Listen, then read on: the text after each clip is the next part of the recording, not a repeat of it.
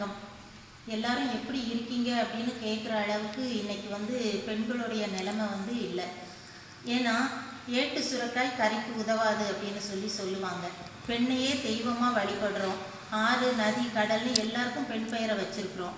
ஆனால் ஒரு 5 வயசு சிறுமியை ஒரு பாதுகாப்பாக நம்மளுக்கு இங்கே விளையாட விட தெருவில் நின்று விளையாட விட முடியலை. பாதுகாப்பு கிடையாது. எந்த ஒரு பத்திரிகையை நம்ம எடுத்துக்கிட்டால் கூட பக்கத்துக்கு பக்கம் பெண் கூட்டு பாலியல் பலாத்காரம், சிறுமிக்கு பாலியல் தொல்லை, கல்லூரி மாணவிக்கு பாலியல் தொல்லை, இந்த மாதிரியான செய்திகள் இல்லாத பத்திரிகையே இல்லை அப்படின்னு சொல்லலாம். அந்த அளவுக்கு பெண்களோட நிலைமை எந்த ஒரு பாதுகாப்பு இல்லாத சூழ்நிலையும் மோசமான சூழ்நிலையுமா தான் இருக்குது. இதுக்கெல்லாம் காரணம் விடியலை தரேன்னு சொல்லிட்டு பெண்களை இன்னைக்கு இருட்டறையை தள்ளிக்கிட்டு இருக்கிற இந்த விடிய ஆட்சி. இதில் சட்டம் ஒழுங்கு சந்தி சிரிச்சு போய் கிடக்குது.